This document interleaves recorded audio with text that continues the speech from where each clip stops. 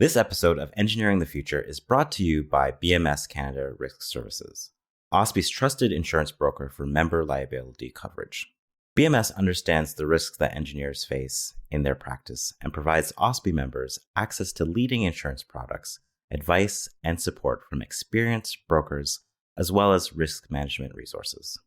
For more information on how BMS can help protect you and even your business, visit OSPI's website or ospi.bmsgroup.com.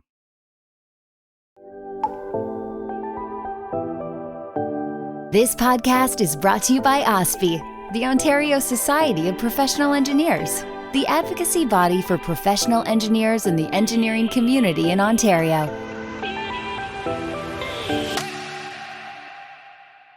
Welcome to Engineering the Future, a podcast presented by the Ontario Society of Professional Engineers.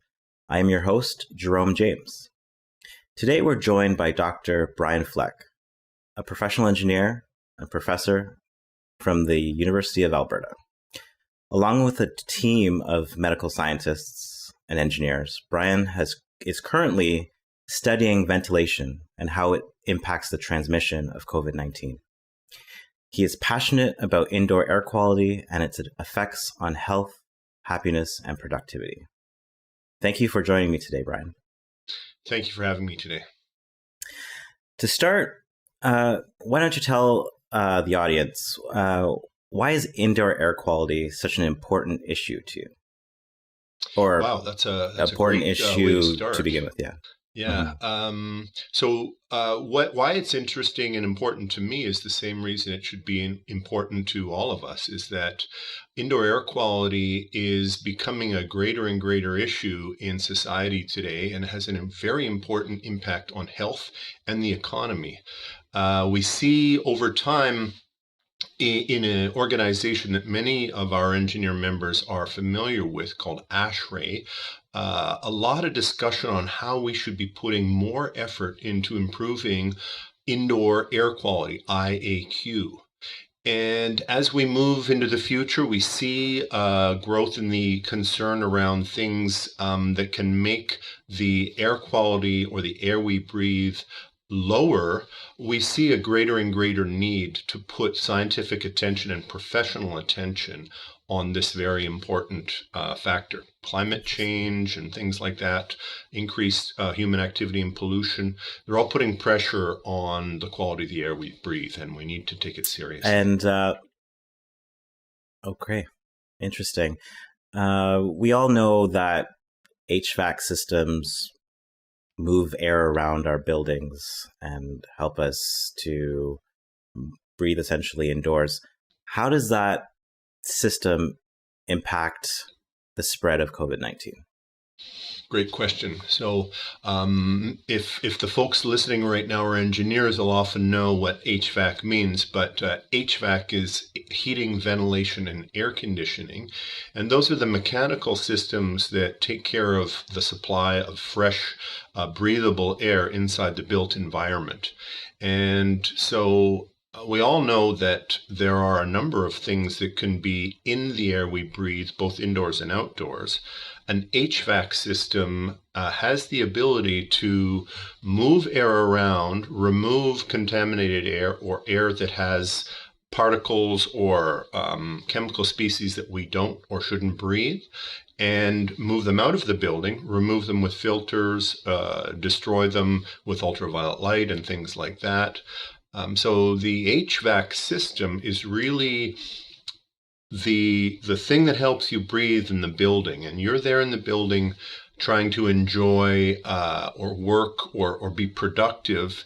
And if that air you breathe isn't acceptable, it has a great effect on the performance of people in those spaces and how good they feel, and therefore the productivity of our society in general.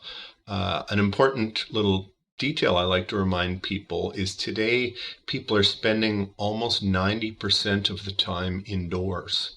We like to think we love the outdoors and things like that, but we're mostly spending our time inside, and that air is usually delivered to you by a mechanical system designed and built by engineers. Right. Interesting.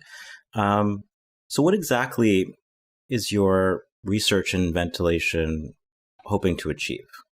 Oh, good question too. So we were actually funded by the Canadian Institutes of Health Research, which is the funding body for health research in Canada, to look at the current literature that tries to trace or find the interaction between HVAC, indoor air quality, and the transmission of viruses. Specifically, at the time of the funding, the COVID-19 outbreak was just beginning, and there was a shortage of information on this. So we're working through what's called a systematic review. That means we have a traceable, recorded way of doing all of our searches and making sure which research papers are included. And there are thousands of research papers on all of these topics.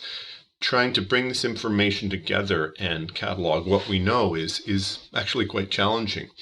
Another part of my research is I use this information to provide input into our risk models, so our exposure risk models that we perform on buildings at the University of Alberta. Currently at the University of Alberta, we have a reduced use of the building infrastructure because of concerns around COVID-19 transmission on a variety of different modalities. We're looking at the HVAC systems and assessing what those risks will be when we open up those buildings. And it's an important decision-making tools that allow the operators of the facilities to decide whether they're going to change the operating parameters of the HVAC system or use different rooms than they normally use. There's a lot of people concerned, and they want to know that some quantitative scientific evidence is behind decisions that are being made. Right. Very interesting. Can you elaborate more of your trajectory to be doing this type of research? How did you get like my background? Yeah, and how did you get excited about ventilation, and how did it progress to getting funding for this topic? So I'm actually more of a fluid dynamicist. That sounds like a nerdy term, but I do study in fluid mechanics, and I did some work in sprays and aerosols. And I have done some research in HVAC. I work with a team of people. So one of the people on my team is really a specialist in HVAC. We've got somebody in our team who is in the Faculty of Medicine, who is an expert in systematic reviews. I've got this background in fluid dynamics and sprays. And it became apparent, I guess, last January 2020, that there was an unfolding situation where there was a lack of information. And I had a sense that things were going to escalate, as we all know they did. Mm-hmm. So when a call came to put in a proposal for this research project, we had already been thinking about putting in a grant proposal. So the timelines for getting that through were quite tight. And so we got that in and got going very quickly with that project. So what makes me excited, I guess, is that this is a ubiquitous technology. Ventilation systems are often, the simple systems that people ignore or think are doing magical things in the background and we don't pay attention to. Many of us know HVAC engineers and mechanical engineering kind of get treated like, techies who are not at the very high-tech end of that spectrum of research. And that's actually a myth. There's a great deal of scientific knowledge and information and research that goes into understanding our HVAC systems. Right. So I find it neat just thinking about how much HVAC infrastructure exists currently in Canada and the world compared to the other things we work with and play with. Everyone's super excited about cell phones and things like that, but in your home, you've got a lot more infrastructure for HVAC in your home than maybe electronics, and they're extremely important for some of the challenges we're going to be running into in the future. Right. Very interesting. We're currently months into our second lockdown here in Ontario, and we're still experiencing high transmission rates, daily numbers of infections. Do you think that our current standards around air quality are too low? Do we need to have a more rigorous level of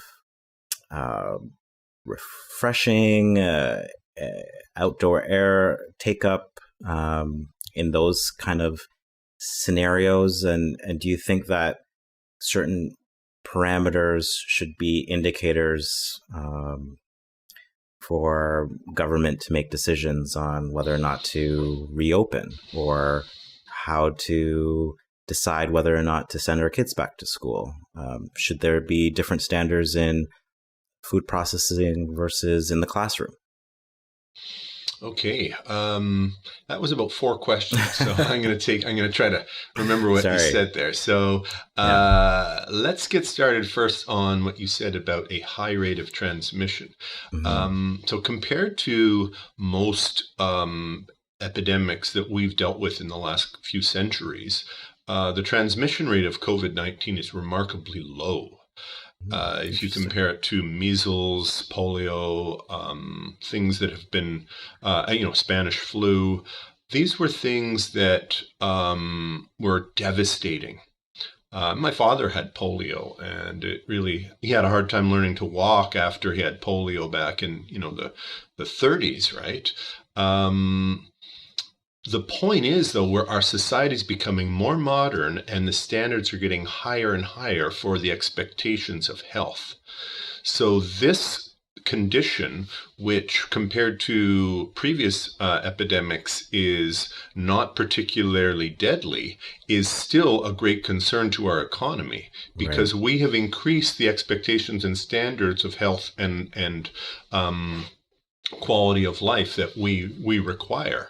And so it's good to see that we're taking this seriously. The reason I say that is just to make sure we don't get too alarmed by the situation. This situation is something that can be quite problematic to a lot of people and has caused a fair bit of death. And, we mustn't dismiss that. And we can save many, many lives. And as you know, we're over 1 million deaths right now in the world because of this. We could be reducing the death toll by some of the measures which are non-pharmaceutical interventions. And one of those is improving of indoor air quality. So I kind of covered a lot of issues there. So at one time saying this is not a deadly epidemic compared to what we've experienced in the past, but it is still very deadly and of significant concern. And we should be taking it very seriously without panicking. In terms of what we can do to improve our ability to handle this and future outbreaks, which could very well be similar to this, we need to understand that the air that we breathe in buildings has a role to play, and we have had the technology to improve indoor air quality for a very long time. Why haven't we been doing it? Exactly. Is What's your question, stopping I us?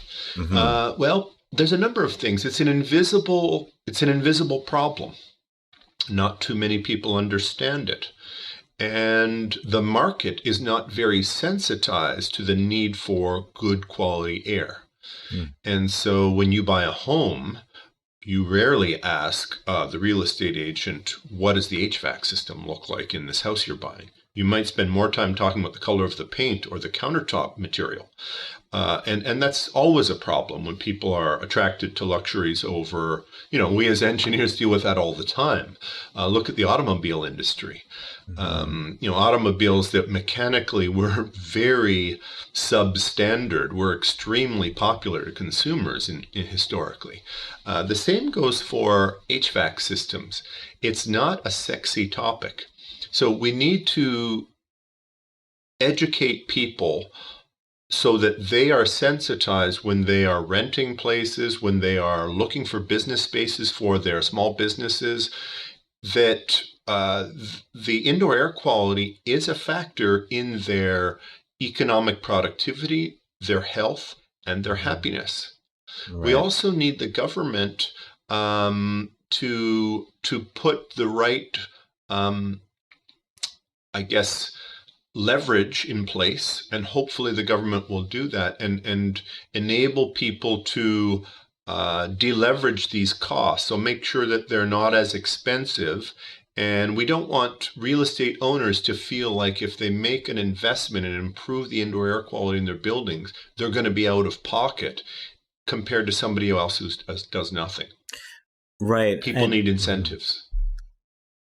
How much does it have to be on the people versus government legislating some sort of minimum allowable standard, such as when we go to buy a car, we're not buying gas guzzlers these days, but we're still going for the color. But we've trusted that a certain level of environmental quality has been legislated into the vehicle.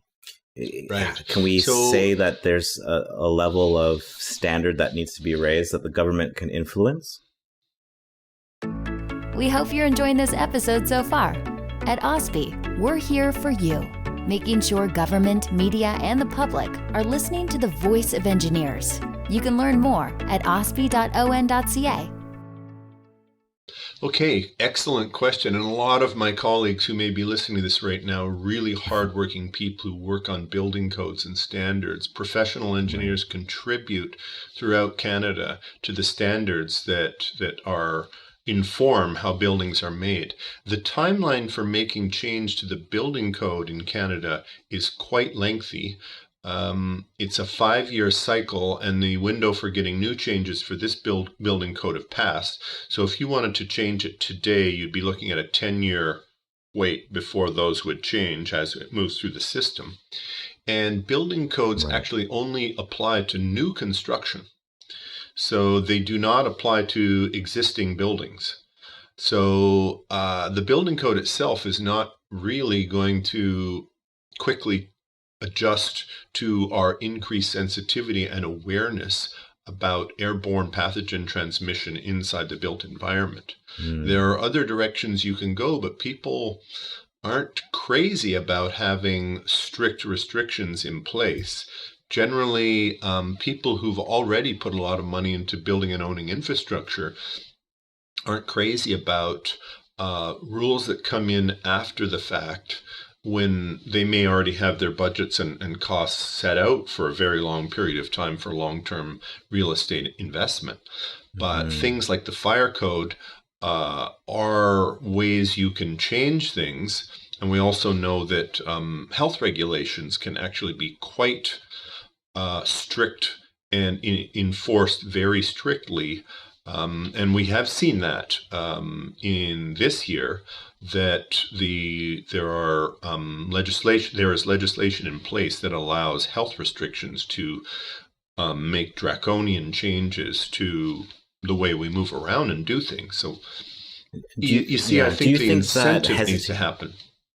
Do you think that incentive or motivation to invest would be spurred if we had the right data to say that, okay, the government, because everyone wants to open right now, right? Yeah. So if they had the proper data to say, we can lower our transmission rates in our institution if we follow the standard that this new paper has just released, and the government allows you to open because of this.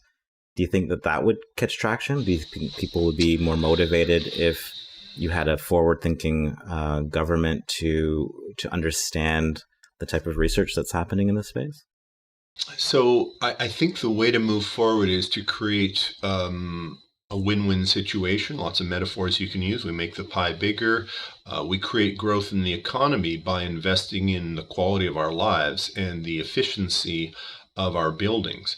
It has been known for quite a long while prior to COVID-19 that improved air quality investments pay back but they pay back to the occupants of the building. If the owner of the building is not the occupant of the building, then the owner does not win those improvements, because people become more efficient, they become happier, they're more productive. All of this is well documented in excellent research that's available publicly and through online and a number of different places.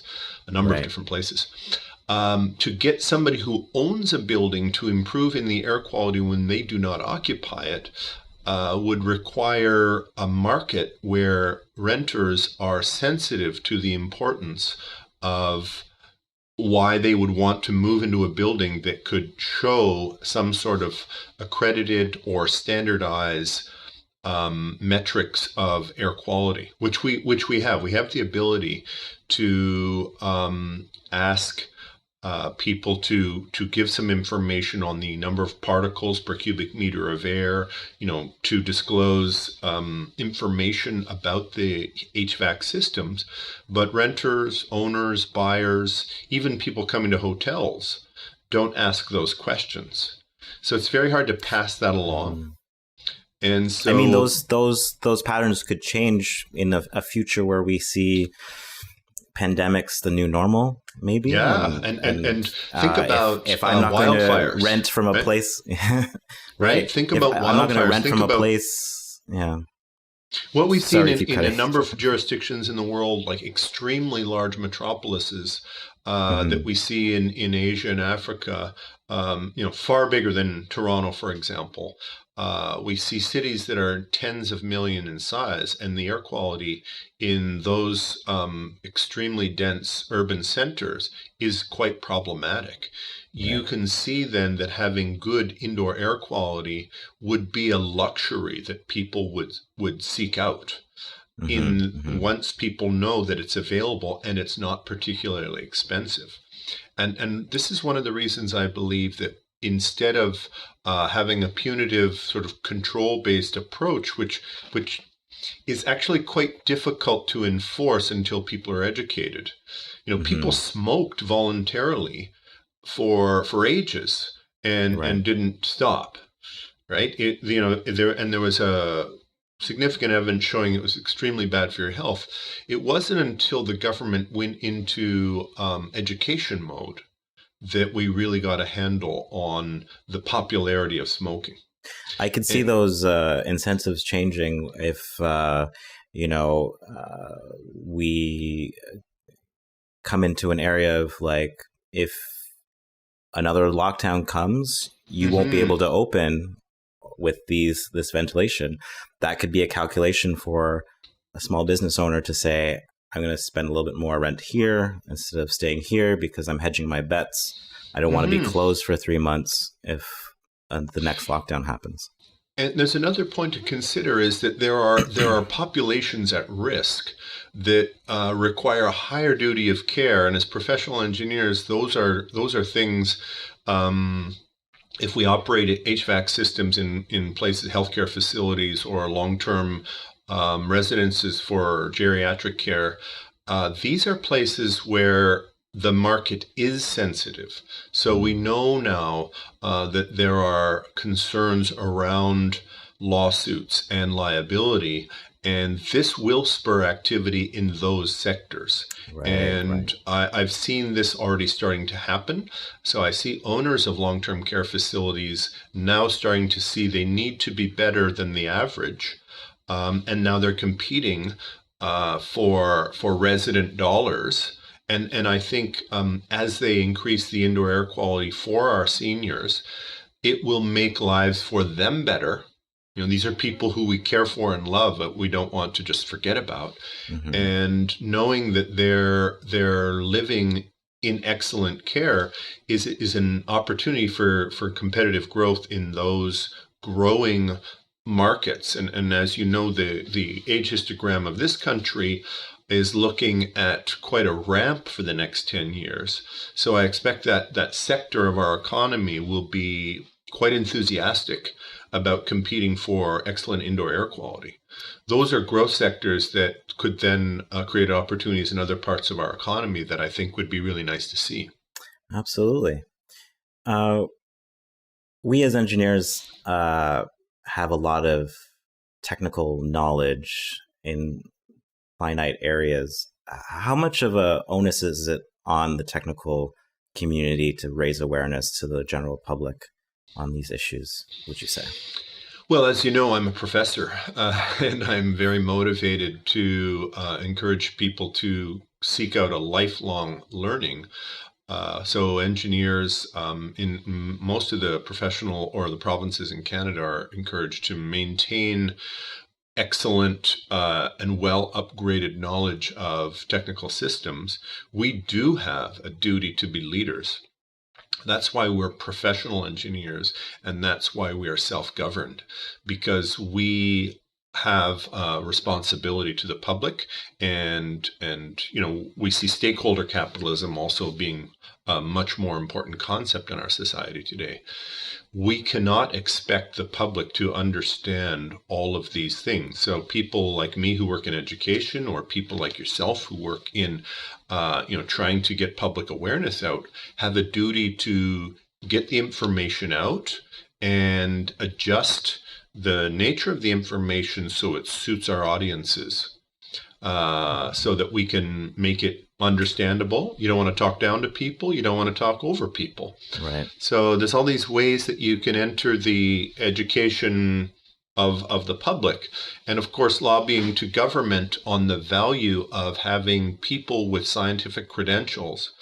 And of course, you're going to hear me once again advocate for professional engineers having that professional designation where we have a code of conduct and we have self-government, so that we can make sure that the people who are doing these critical duties in HVAC are self-governed and are watching one another in a way that a third-party body wouldn't have the ability to do. That's why we're self-governed, right? So we have to, for our own benefit, for our own profession, or else someone will come along who doesn't know what they're talking about and sell garbage. Right. If you pardon the sort of slang there. And of course, you and I both know that there are people all over the place who would sell things just to sell things.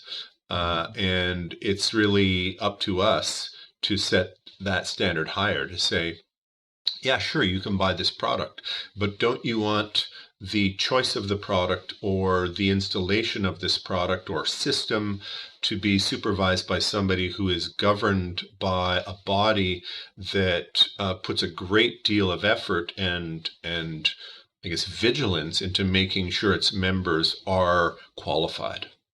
Right. Yeah, absolutely. I have one last question for you. Do you have any interesting nuggets from your research that is maybe published or knowledge that you can share with us that was interesting that you've come across in your COVID research journey? Sure. I mean, top of my head, a lot of the things are starting to get out in the news, but we know that for a long time, there were political/health organizations that seemed to be choking on the concept of airborne transmission. And one of the things we learn about healthcare and public health, it is sort of half science, half politics, right? And so we have to understand that the time it took for them to admit that this virus seemed very likely to have an airborne transition route was lost time. But so we've learned something there, that people in those sectors who are providing advice to the entire world have to be extremely careful about what they say. So we had emerging information to give us a sense that this was an airborne pathogen, or airborne transmission was a significant concern, but it took a while for there to be guidance from the top bodies in the world. And this really shows us that sometimes you have to act based on being careful before you know. As long, you have to make a choice on, okay, certain interventions which are not expensive and do not impair the economy, we should probably bring in right away. And there was some hesitancy to do some of those things like Oh, masks. absolutely. Right? We weren't exactly sure how well they worked. We're still not entirely sure how well they worked, but knowing how cheap they are, it seemed like an easy approach. And there was an odd resistance to this that might have been cultural, or people were seeing this as an attack on individuality. I remember that time. Yes. Yeah. Whereas there are other things that are just very expensive. That are we still aren't sure are effective, and so it's odd how things have progressed in different jurisdictions. Right. But as a society, I would have thought it would have been easy to make the choices that were not costly soon, whereas things that were quite an onerous load on the economy. I can understand why it took them a while to make some of those choices. And there's still lots of odd contradictions that are laying around in policy that are just because there's all these overlapping jurisdictions. Like, I go skiing in the Rocky Mountains, and the operator at the ski lift tells me to have my mask on when I'm outdoors in a high wind area, but you're allowed to have your mask off indoors in the chalet. Right. So it doesn't make sense. There's these weird things, and you just see things that don't make sense and go, okay, well, how'd we get here? Not everything makes sense, and we have to speak out about the things that don't make sense without being too counterproductive, right? Yeah, it's true what you say. Are we hearing something that is seated in science, or is it more political posturing? I remember that first like section of time when the mask conversation was not definite, and I'm like, if it's good enough for the nurses in those wards to wear an N95 or something constantly, and they're in harm's way day in, day out, I'm going to find a mask. I remember wearing a mask from that point onwards. Right. And I look at that as, again, although if I were a mask manufacturer, I would be very happy about those. But the way that those costs distribute easily over a lot of people, in particular low-income people, are the people we have to be very sensitive about. Right. We can't be expecting them to buy $65 respirators, right, to walk around and work in a minimum wage retail job. Right. So, masks are cheap, and I think it would have been good if the public were given those, provided those. They're people, low income people. But again, that's politics. Yeah, I feel like there was a moment where there was a fear of shortage. And Donald Trump wasn't helping the matter at the moment either. Yeah, well, there were all sorts of odd things happening in that time, and I try not to. I have been involved in politics myself, and I understand when I've stepped over the line. I'm talking about science and engineering or politics. I'll stay away from that. But I believe that as we move forward, the things that will be beneficial to everybody are going to be the things we adopt. And if this a revolution and improvement in goods and services in indoor air quality and building engineering would be beneficial to the economy, we already have evidence to show that this would be a boon in productivity. So it's not some burden. Having more healthy people taking less sick days, this is already demonstrated prior to COVID-19 as an economic win. Again, the problem is the people who make the changes to the building don't necessarily reap the rewards. And so we have to align that in some way to make it a win-win-win situation. I do see that people are going to be more sensitive to it. Sensitize people with lung disease, people with allergies, people with asthma, people with autoimmune disorders, the elderly. This will drive the market. And I believe then after that, people will become accustomed to excellent indoor air quality. Thank you so much for joining us today, Dr. Brian Fleck. I hope that some real good insights come out of your research. Thanks very much for your time, and good luck to everybody, and stay healthy and safe. From all of us at OSPE, the Ontario Society of Professional Engineers, thanks for listening. Please be sure to subscribe so you don't miss an episode.